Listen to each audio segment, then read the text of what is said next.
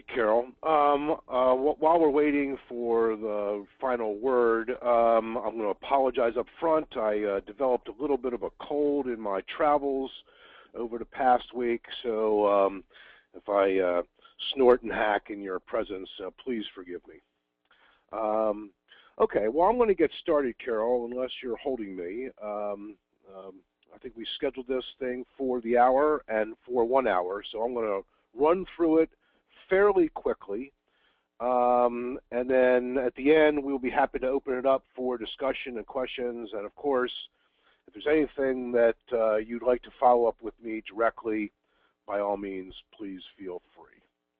So like always, I tend to like to set the context of things before we get into the briefing of what's going on. So this is kind of our new view of the context of data management today.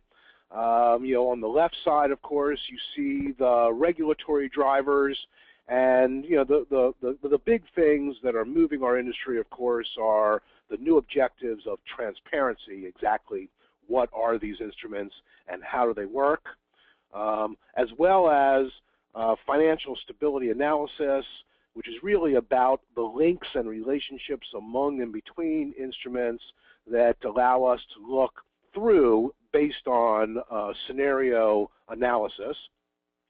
These things are all linked to capital reserve requirements and other tools of the regulators to ensure that the industry takes it seriously. And then there's some conversations going on, and they're going on kind of amongst the economists and the policymakers of exactly what is it that they're looking for and how are they going to then be positioning themselves for that analysis. And this is all the way across the board, right? So there's collateral and liquidity and leverage, concentration, diversity, and structural activities, concentrations. And, the number of views from the regulatory perspective are N. So we have to be prepared as an industry to facilitate that kind of flexibility in the way that they are looking at links and relationships across the industry. On the other side of the coin, of course, over here on the right side is the business drivers, and those I think are known to everybody. This is the logical business case for data management, the one that we've been pitching for the last 10 years as an industry. It's about removing operational costs from your organization. It's about feeding your models with confidence. It's about getting out of reconciliation processes. It's about reducing the repairs and challenges related by bad data. It's also about data leverage. It's about being able to understand ROI and mine for customers. And you can add dozens of things, and I've tried to put all that I know in this box because the business case becomes somewhat overwhelming.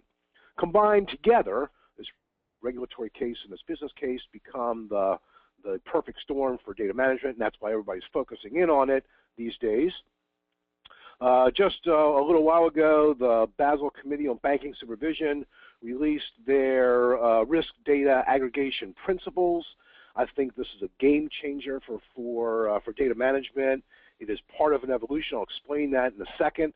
But what this thing does is really say three core things that are critical. The first one is that the ability to aggregate risk across your organization is mandatory, and it's mandatory at the top of the house. So the board of directors and the executive management are accountable for this capability of risk aggregation across the enterprise. So that governance mandate is in place.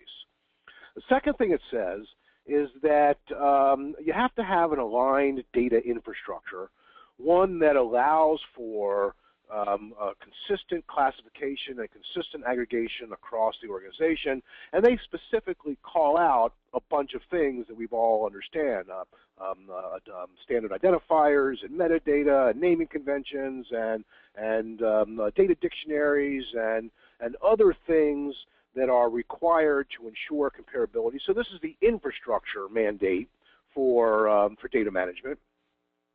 And then the majority of the document talks about what they mean by risk data aggregation. And when I look at that, I unravel that says we need to be able to do these scenario analysis applications as things are occurring. So on demand against ad hoc queries in as near a real-time automated basis as possible, with an ability to trace things down from the beginning of the chain all the way through, right? So this is the data management requirement that I see in this document that says, in order for you to be able to do these things, you have to have an aligned data infrastructure within your organization.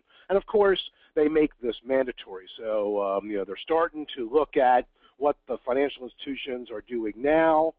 The Basel Committee is set January of 2016 as compliance against, and the process between now and then will be a dialogue between the industry on what you're doing and how to assess it and what ways are we going to measure this and you know, what's possible, et cetera. So as far as I'm concerned, this activity all together, the regulatory drivers, the business drivers, and now the mandatory requirements have really kind of served to put data management squarely in the mindset of executive management at all financial institutions. Underneath that are the three pillars of data management or data operations. The first pillar on the left side, of course, is building a standards-based content infrastructure.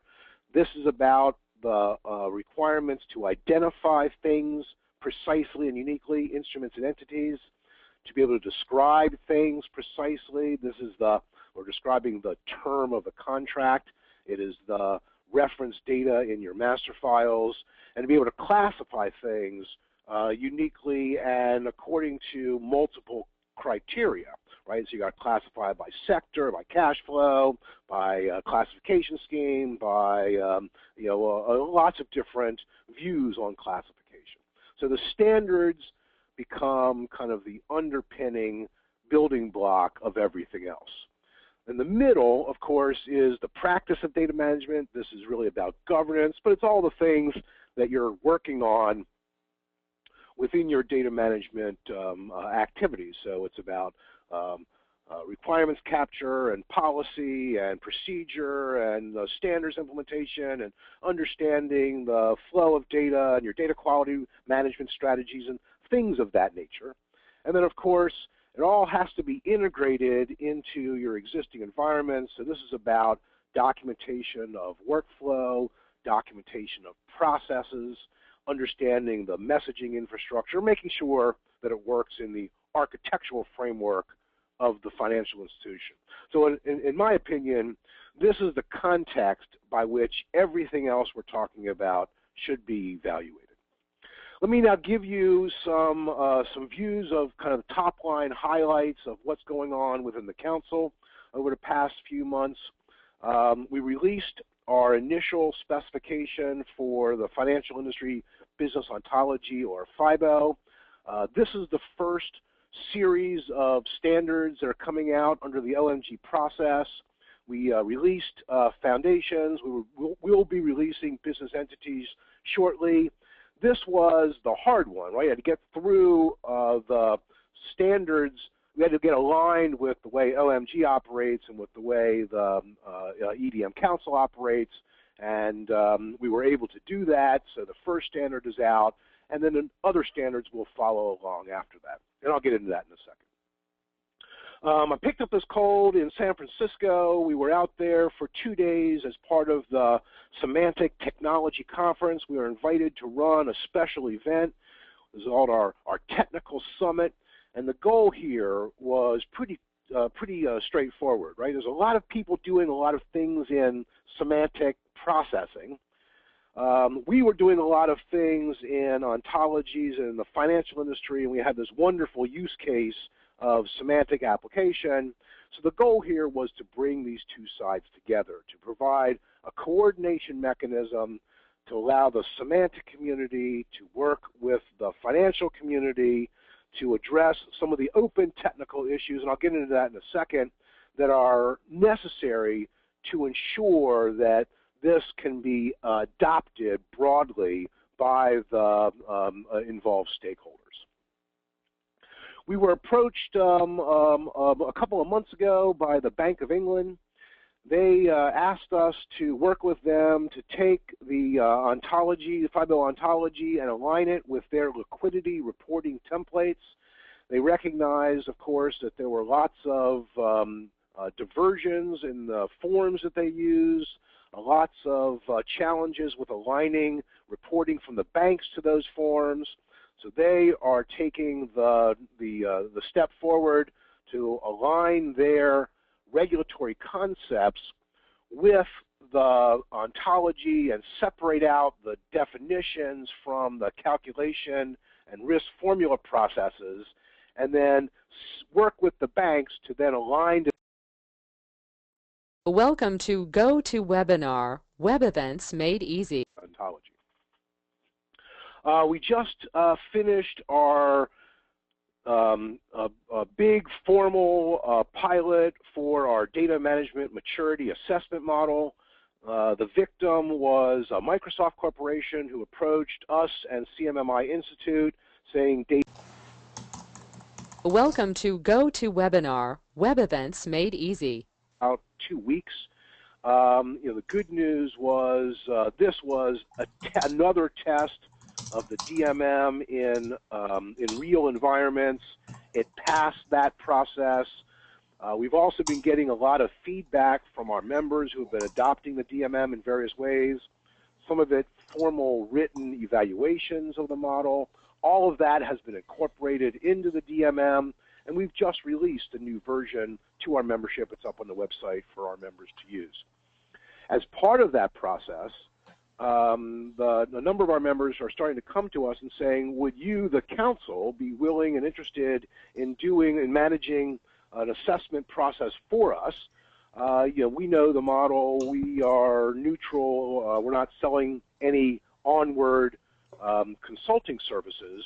So we are offering this to members. We've got, I think, 3 underway right now or shortly underway, and this will be a new service offering, if you will, from the council. We are also getting ready for, the Office of Financial Research has set up a financial research advisory committee. This is designed to help them think through data issues and risk analysis issues.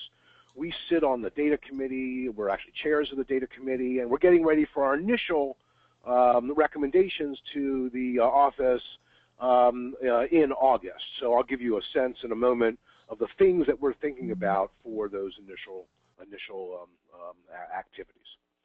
Okay, so that's the highlights. Let me switch gears and talk a bit about regulation. I put this slide up here just to scare everybody. Somebody asked me for a glossary a little while ago of the things that we are tracking, and this, of course, is an ongoing list and limited by the space on the slide, but I just wanted to make sure that everybody has a sense of the scope of activities going on around the regulatory community as it relates to transparency, financial stability, and cross-asset market surveillance, and there's many more to come and many more that we'll be looking at. As you look through all of these regulatory activities, however, I think there are some common themes, 2 critical common themes that emerge in every conversation. So the first one is this concept of alignment or harmonization across your business units to support consistent aggregation and classification of data, right? So the whole regulatory process from a data perspective will be built, in my opinion, on the ability to align data across your organization.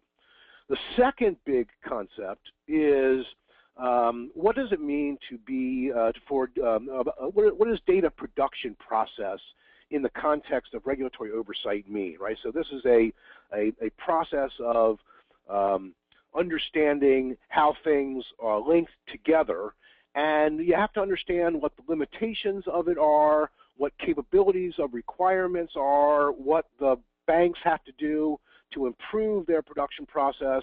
So we need to understand in a very clear sense what is possible to get in what way from what kind of organizations to give you what kind of view of your regulatory objectives. So those two themes cross over everything. I explained this up front. This is the Basel RDA. I'm really just re-emphasizing it because I think it's so important.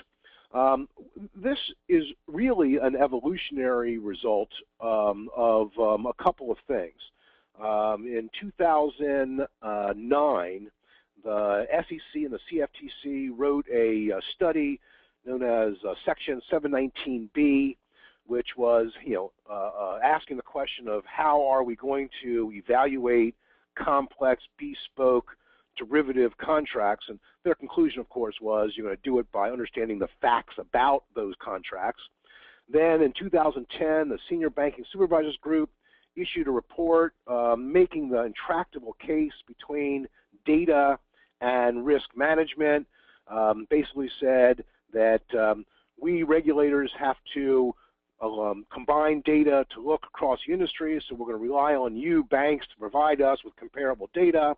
Oh, and by the way, if you can't do that, there are some serious questions about your own internal risk aggregation capabilities, so this became a requirement.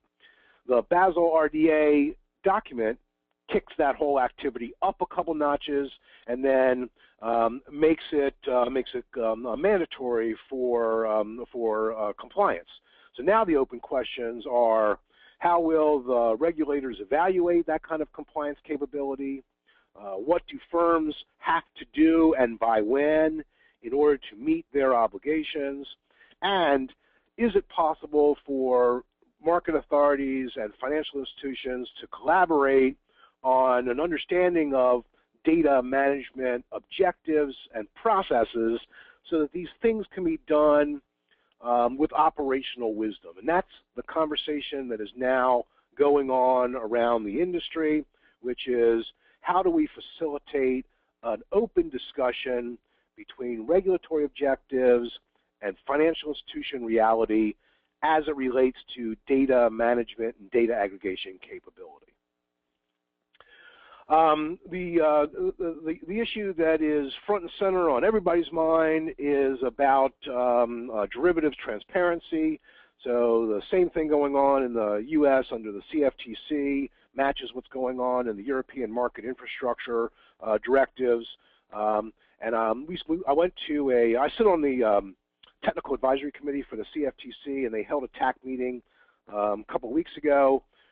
Brought in the swap data repositories, and there was kind of an open request by the commission that says, we're having a lot of problem managing this data flood that is coming our way, right? So it's kind of a wildfire of data, and they know it, right? So they need to facilitate transparency.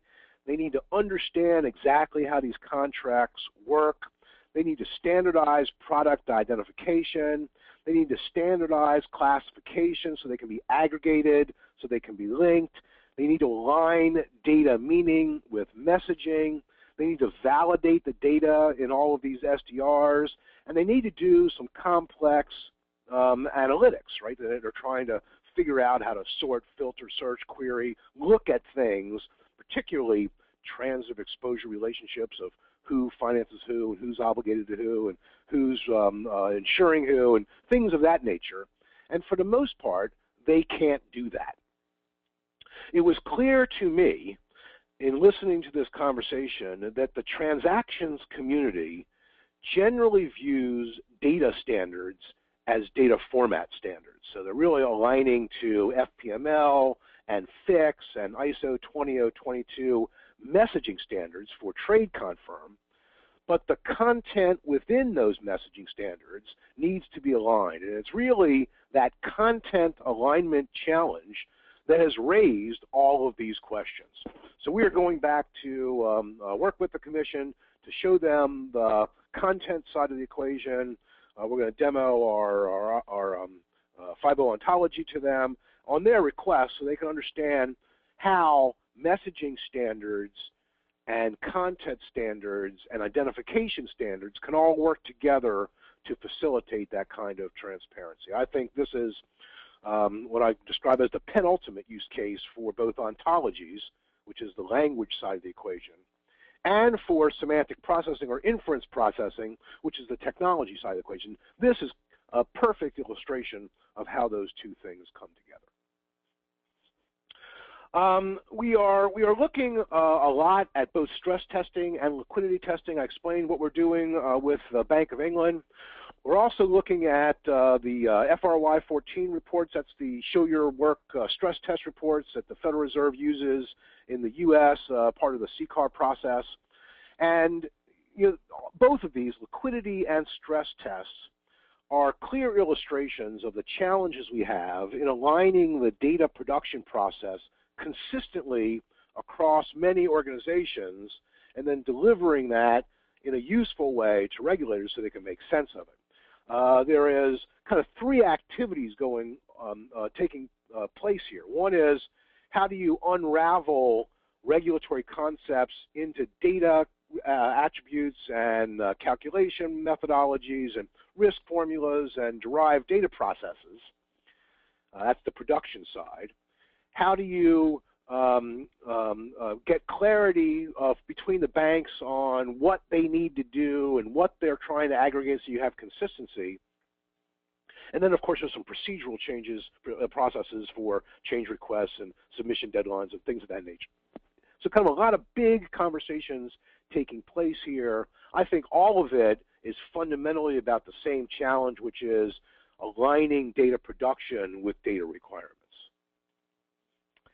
My final point on the regulatory side is about LEI. I think everybody knows that most of the LEI conversation right now is about governance, and it's about the operational processes related to the identifier, about data quality to ensure that the data provided within the LEI utility is up to spec for the firms in terms of usage. We're starting to think, however, about LEI as what we're going to use it for. And what we're going to use it for is reporting. And we'll report relationships and hierarchies and roles and functions. And the way that we view this world is that the core concepts in legal entity reporting are contractual. They're legal. They are derived from the legal form documentation that every entity has to create. Articles of incorporation or trust agreements or all the things that create those legal entities are formal, factual legal agreements. So we should be using that legal framework to structure reporting about hierarchies consistently across our industry. And that means that there are four big questions that we all need to answer legally. What is an entity?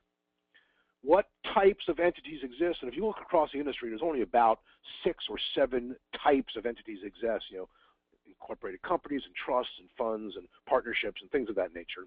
No matter what you call them, their legal agreements are the same. And then within those legal agreements, what does ownership mean? What does control mean? And what do those things mean in the context of the role you perform in the process? So I believe this is going to be the next level of conversation on LEI. It's part of the agenda that we're putting on the table for OFR to think about. And I'm interested in the industry's view about the viability of aligning legal views of hierarchies with reporting processes for regulators. So we'll be investigating that with our members. Okay, let me pause for a second, shift focus. Forgive me, take a drink here. Talk about what's going on with FRAC. This is kind of just the broad thematic view. We are still getting alignment amongst our committee. But as we look at that, there are some core themes that have emerged as kind of drivers of the way we are viewing our activity. The first is, at least in the short run, we are focused on practical objectives of the office. So we are trying to make sure that we are closely aligned with OFR. They have some mandatory requirements implementing a legal entity database, instrument database, addressing some standards challenges, collecting data.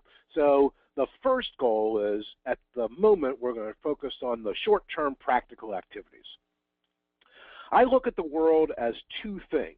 I look at the world as supporting predictive analysis, and that is what the risk and research functions are examining in terms of where financial stability threats exist, and that's predicting the future based on lots of inputs and scenarios, and good luck to you trying to do that. The other side of the coin is what happens when something goes wrong. Are we able to manage contagion? Can we look at the links, the relationships, structures, interdependencies that exist so that as the process is unfolding, policymakers have more information at their fingertips to hopefully make wise policy decisions.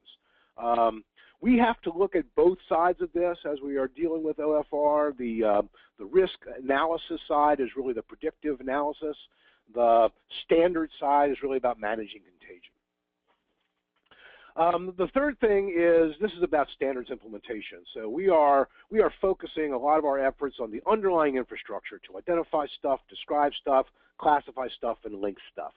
I believe, and I think that the OFR and FRAC committee will believe that that infrastructure is essential. Once you get that in place, other things are possible. Without that infrastructure, you're stuck in reconciliation, and that's not really possible in the environment that we operate in. We also want to support regulator-to-regulator comparability. So there's lots of, OFR works for FSOC, that's the Financial Stability Oversight Council. Those FSOC members have to align their data. I'm sorry, is there a question out there, Carol? Nope. Okay. No, I think that might be so someone one in of the things we're going to try to do is ensure that there is comparability adopted by the U.S. regulators.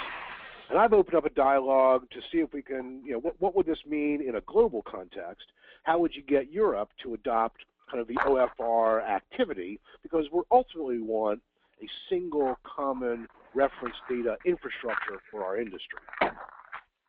The final thing that is kind of the big driver in the back of everybody's mind is how do we improve this process? How do we make it more cost effective? How do we improve quality? How do we support the flexibility of analysis? How do we move from a reporting mindset to a data extraction mindset? I think all of these things are possible when you have a standards infrastructure.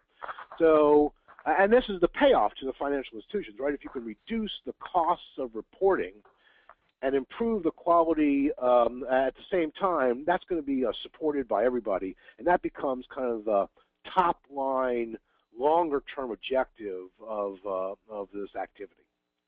We're currently working on LEI, so can OFR establish some quality standards that will assure the U.S. financial institutions that the stuff they're getting out of the LEI utility can be trusted? So what do those quality criteria mean? And if the LEI utility meets that quality criteria, our recommendation is that's going to fulfill the obligation that OFR has for a legal entity database. Second, of course, is adopt the legal criteria for reporting about relationships, so we'll open up the dialogue about what that means. The big issue in the short run is about the instrument database.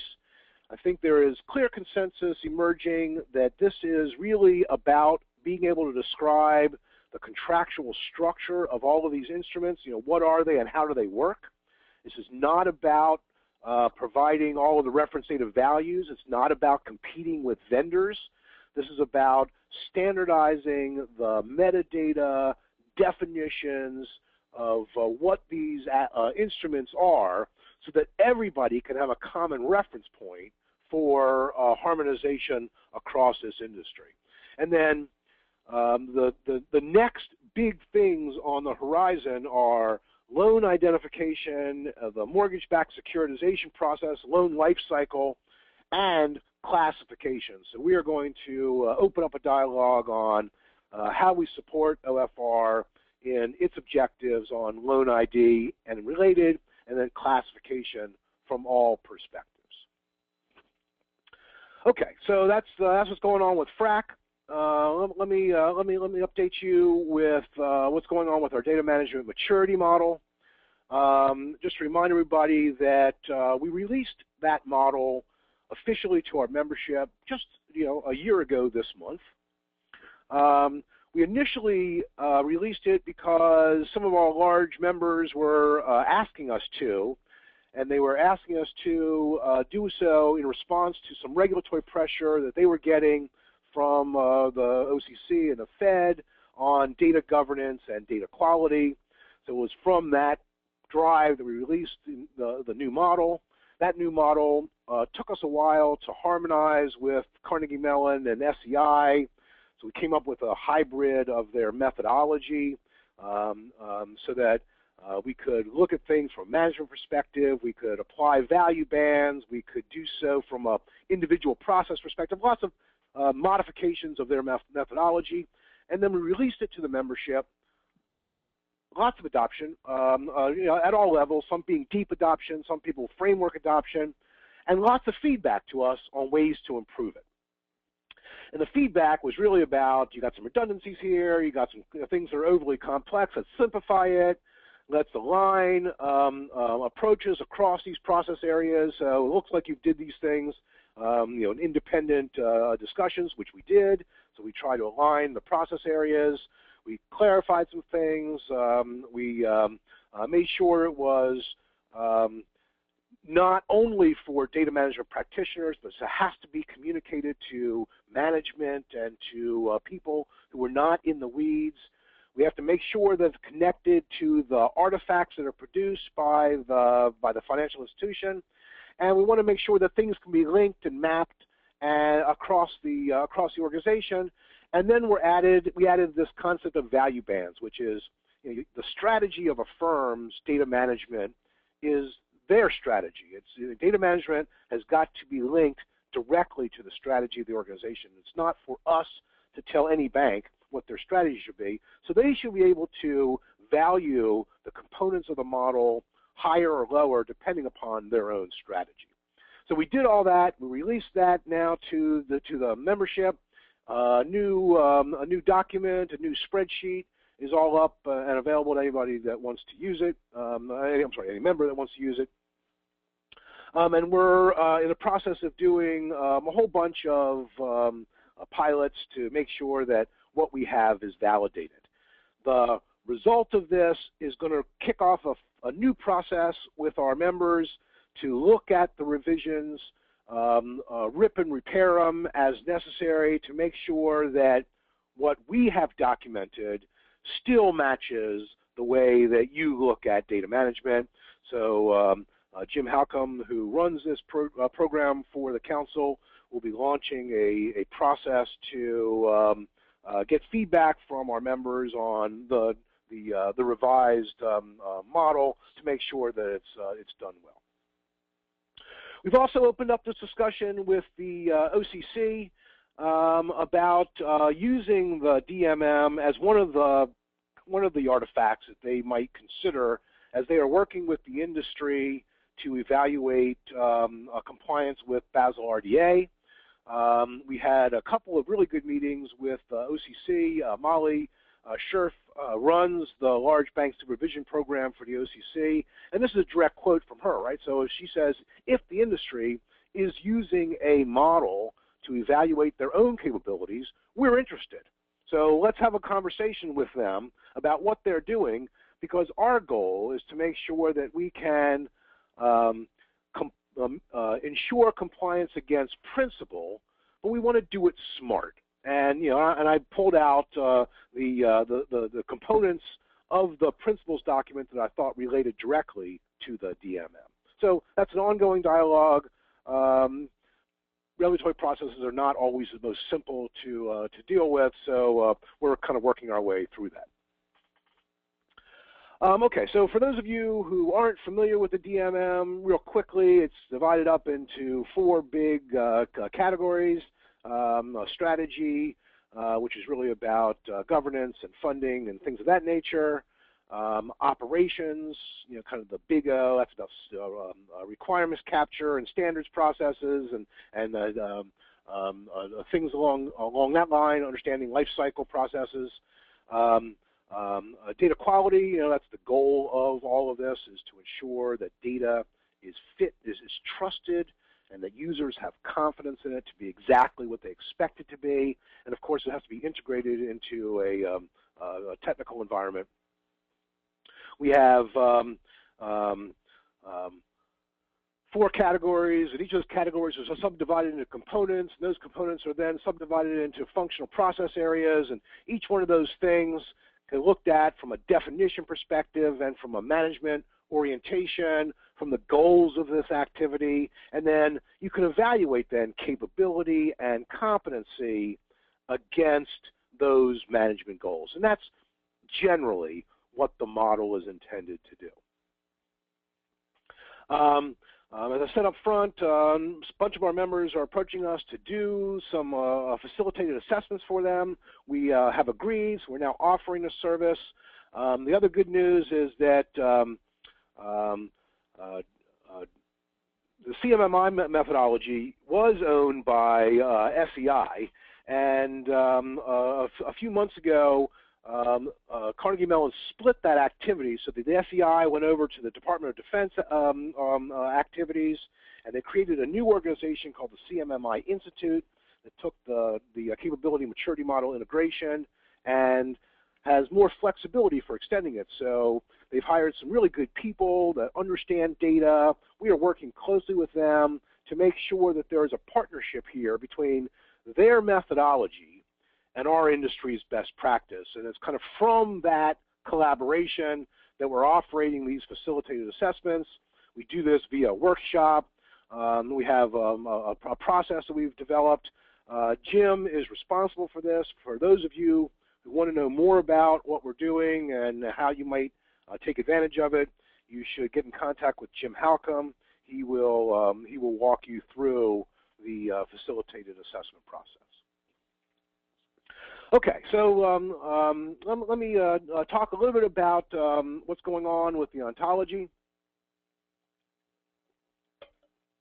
I pulled together this slide just to illustrate the two dimensions of FIBO, hopefully to make it clear of what the use cases are and the distinctions between the business conceptual side of the house and the inference processing or semantic processing side of the house. And the business conceptual ontology really is nothing more than a definition of the precise reality of how our industry works. All we do is define the things that exist in our industry, the facts about those things, their definition, the relationship among those things, what's required by when and how, and is it mandatory, and if you do this, must you do that. And it's really simply a documentation in a formal way of how that works.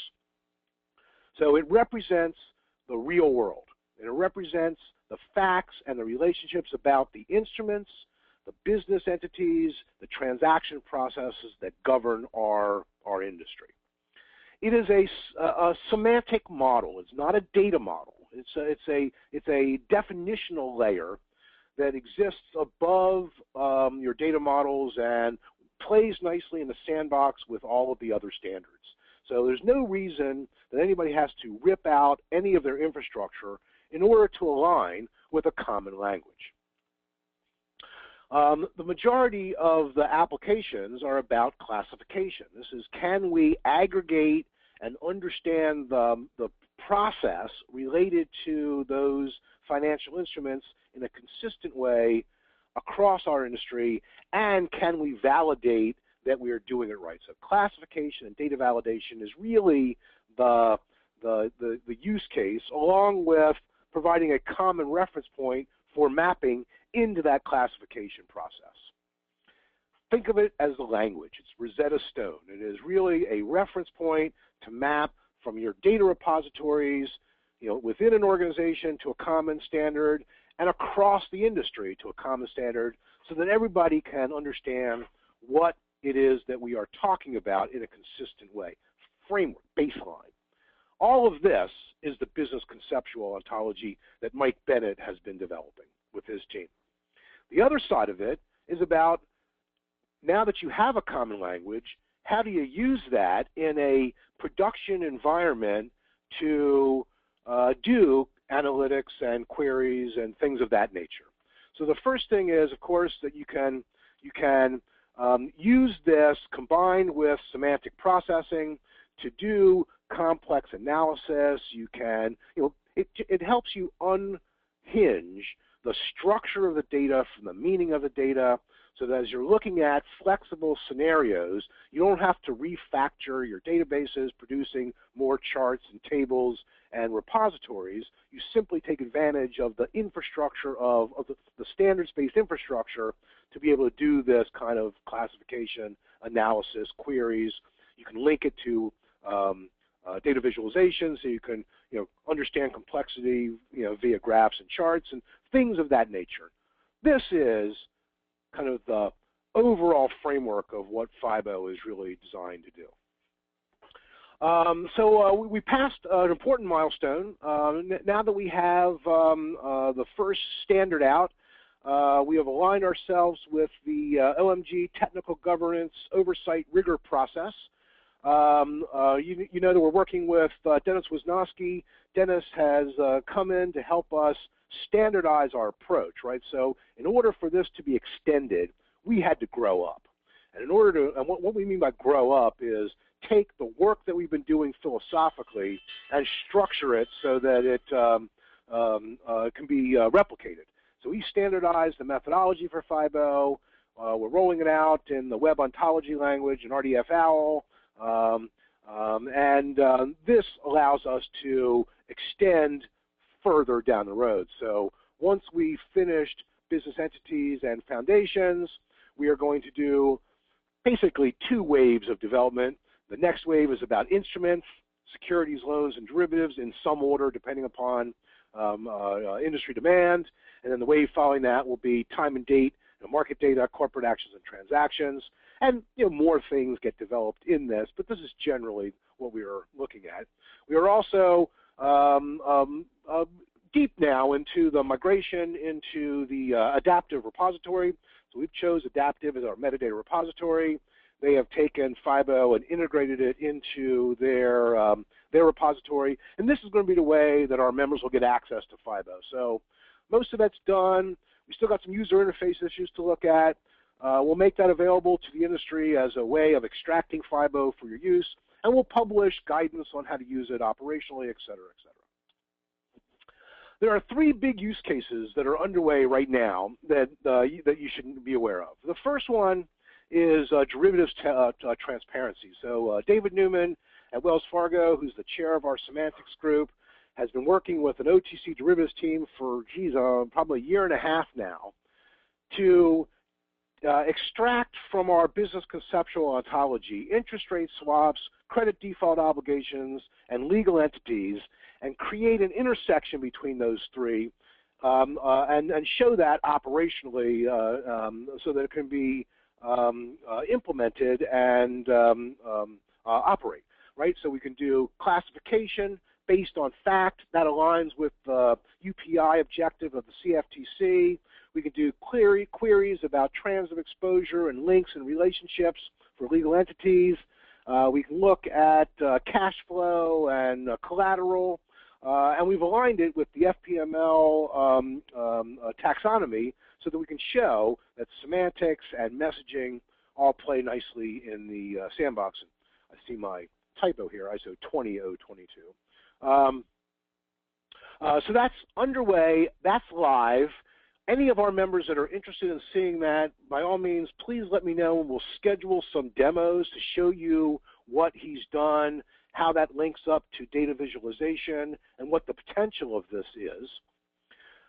We are also, as I said, working with the Bank of England for liquidity reporting. This is about standardizing the language. We have taken 3 of their forms, their liquidity forms, and we're aligning the data definitions and the classification approaches and the meanings of those concepts to FIBO to be able to provide some consistency across the organizations. So a good test of reality of FIBO in application environment. We've just started that work. It's underway. I don't know how long it's going to take, but it is, I think, scheduled to be finished by fall of this year. We've also opened up some conversations with the mortgage industry, the GSEs, Fannie and Freddie, the big mortgage players, MISMO, the regulators that are looking at this to see if we can do the same thing, right? Because there's a requirement to report using the MISMO XML schema.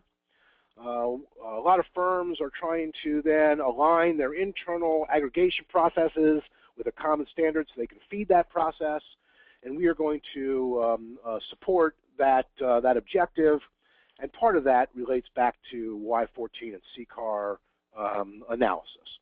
And that one is just getting underway. We are in conversations with the various stakeholders, but I think that's going to move forward. We just came back from San Fran. As I said up front, the goal was to bring the technical community together with the financial industry use case. And there were 4 big technical objectives that need to be solved if we're going to be able to operationalize this activity. The first one is, how do you go from the business conceptual to operational? And how do you do so without a whole lot of manual processes? So can we improve that migration from language to operational processing? We also have to be able, so once you have, semantic processing is really a 3-step thing. You got logic, you have language, you have the semantic processing capability, and you have business rules. And we have to be able to convert requirements, such as regulatory requirements, into business rules that can be executed in an operational environment. So we've opened up a thread of work on executable business rules. Lots of complexity in this organization, in this industry. In order to manage complexity, you've got to link it up with visual representations. Lots of good work already on BI and visual representation, but we want to make sure that the data visualization works within the semantic framework, right? The value prop for semantics is flexibility. You can modify without having to reprogram. Can we align the data visualization with that value proposition? Because that's really how you're going to deliver the benefit of semantic processing to the industry. And of course, we're very lazy. We don't want to do any more work than we have to. Our ontology is the ontology of the financial instrument contract and legal entities. There are lots of other ontologies for risk, for math, for geography, for accounting, and we want to make sure that our work can be shared with others, so that as you assemble it, you can take, the process gets bigger collectively. And these are the lists of the people that showed up at the technical summit in San Francisco. The good news is that the goal was to create a sustainable mechanism, and I think we did that. And everybody was pleased with it. They committed to working with us. We're going to be restructuring the process, create a little bit more formal mechanism around it to deal with prioritization, to align ourselves with funding sources, to build and implement a semantic laboratory concept so that people can collaborate together, to connect this industry both from the publication of research and from the practical things that are going on in various industry niches. So we feel really good coming out of it. This is going to be launched as a result, and we got a commitment from our partners over at Mitre Corporation to do a an application summit sometime in the fall to make sure that the users of semantics now can also be aligned and work together to ensure how it can be applied into their environments. Okay, so let me finish this up by giving you my opinions of what I think all this means. So the first one is we all have to get ready for on-demand, ad hoc reporting. The goal of systemic risk analysis is not fixed. And in order for us to be able to deal with scenario-based analysis, we've got to have this underlying infrastructure in place. Second thing is, all of this is going to be built on standards. These standards are going to be mandatory, but hopefully not mandated, because we want to make sure that the standards that are implemented are the right ones. The goal is to automate these processes. The reality is concordance and reconciliation is really not viable in the systemic risk analysis environment. It's all built. Data management is a governance problem. The rest of it is just work. We know how to do work. This is about establishing a process for alignment within your organization to ensure that the relationship between your risk and business processes and your data infrastructure is done in a sustainable manner. I think this is really about understanding that data becomes a fourth pillar of operations. You got technology, people, capital, and data, and those are the building blocks from which we do most things. Now, data has risen up to that equation, and the governance needs to follow along. This is really about understanding the business process, data flow environment within the organization. So we have to pay a lot of attention about how data flows from process to process, from creation through retirement. And now we have to do so with what I call SOX-like certification capability, because Basel RDA requires you to certify that you are capable of doing these things. So this is now what the regulators mean when they use words like provenance over your data lineage and over your data flows. This is your ability to verify that you have this capability in place. Data is a manufactured product. It has a clear chain of supply. It starts with an issuance process, and it goes on through the production, vendors, and inside of organizations. The goal is to manage it as it moves through that chain, so we are managing the root cause of data problems, not just doing reconciliation or tactical repair. So as it flows from origination through source system, through transformation, through transaction, through reporting, we want to make sure that you fix it once, not fix it multiple times. All of this, I think, is good news for the industry. It pushes vendors to what I call the second level of added value. We've built big businesses on acquisition, normalization, integration, and delivery. And those are all useful, but they are giving way to integration and alignment and analytics and other capabilities of aligning data properties together. And I think that's going to propel vendors to step up. My conversation with vendors, that's clear in the minds of their management. So I have, I'm optimistic that this is going to occur. And it's also about a collaboration. It's about partnerships and collaboration within the firm, breaking down those political barriers among firms, because this is just reference data infrastructure. It's really only a competitive disadvantage if you got it wrong. Collaboration between vendors and clients. How are we stepping up to meet these new analytical needs?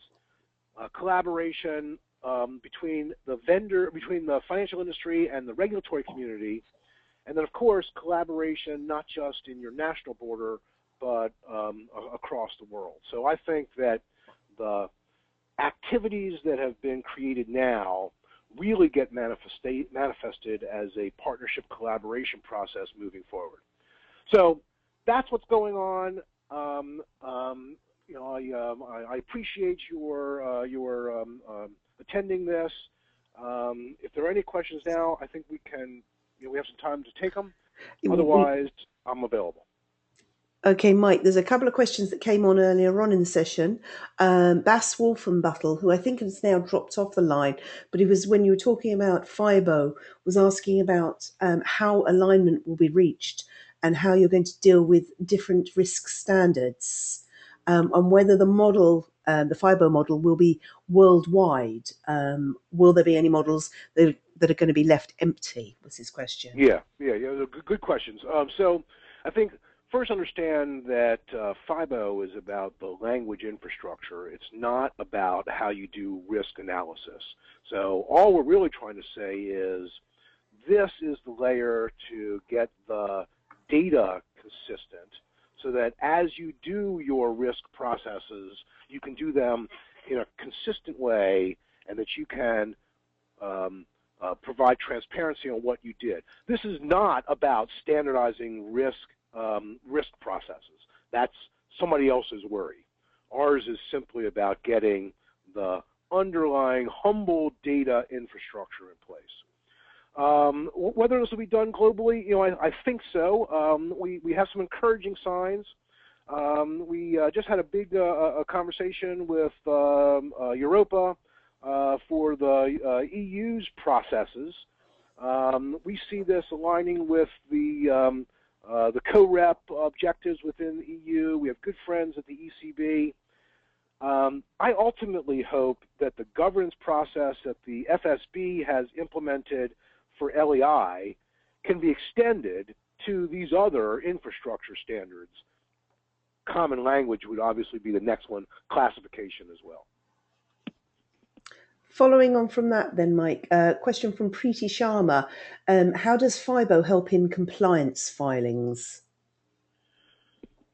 Well, it's just the supporting infrastructure for the provenance of what it is you are providing and your ability to automate compliance so that you're no longer kind of stuck in that reconciliation process. I mean, really, it's a pretty simple idea, kind of a humble idea, if you will. It's just to make sure that across the process, risk aggregation and compliance pulls data from many places, and it has to go through that data production process in order to be assembled as a risk analysis or fed into a model or looked at from various scenarios. So this is only about getting that layer correctly. Lots of other things need to be in line, but this is about making sure the underlying data concepts, process to process, can be harmonized. Excellent. That answers the questions that I've received in. I think the only final thing to let people know is that the copy of the slides is posted to our website on the homepage, and hopefully, if the recording works, the recording will be there later today or tomorrow as well. So, with that, we'll call this webinar to a conclusion. Thank you all for your participation. I look forward to the next phase. So long. Thank you.